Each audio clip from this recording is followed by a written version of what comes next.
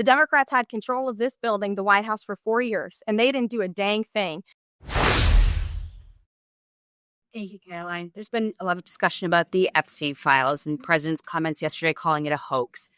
Can you clarify which part of the Epstein hoax is the hoax part? The president is referring to the fact that Democrats have now seized on this as if they ever wanted transparency when it comes to Jeffrey Epstein, which is an asinine suggestion for any Democrat to make. The Democrats had control of this building, the White House, for 4 years, and they didn't do a dang thing when it came to transparency in regards to Jeffrey Epstein and his heinous crimes. It was this president who directed the Department of Justice and the Attorney General to do an exhaustive review of all files related to Jeffrey Epstein, which they did.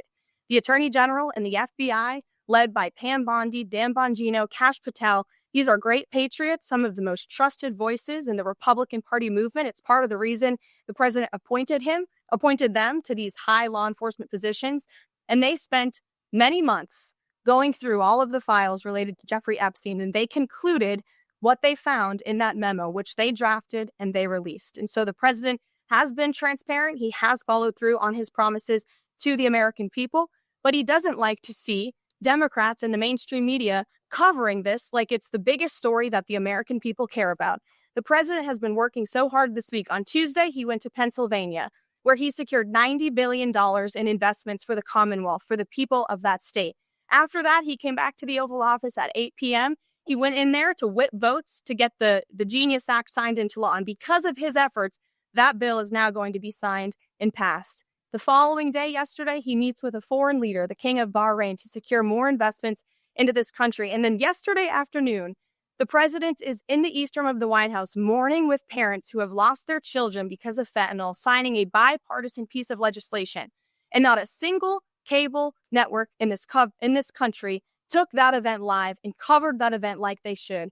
Those are the issues the president cares about. What could be more important to the American people than helping families who have lost their children? Those are the issues this president is going to remain focused on.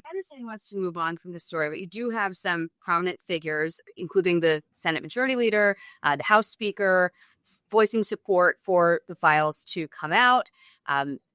Representative Massey collecting signatures that would force a discharge petition for a vote on the floor for this. It doesn't seem to be going away. What is stopping the administration from just redacting any sensitive information, grand jury information, and putting out what is appropriate so that the American people can decide and then let this story die? Well, in terms of redactions or grand jury seals, those are questions for the Department of Justice. Those are also questions for the judges who have that information under a seal. And that would have to be requested, and a judge would have to approve it. That's out of the president's control. He has said, in agreement with some of the leaders on Capitol Hill, that if the Attorney General and the Department of Justice come across any other credible evidence, they should provide that to the American people. The president has said that, and he agrees with them on that. Why did he fire Maureen Comey? The Department of Justice did, and I would defer you to them. Dasha.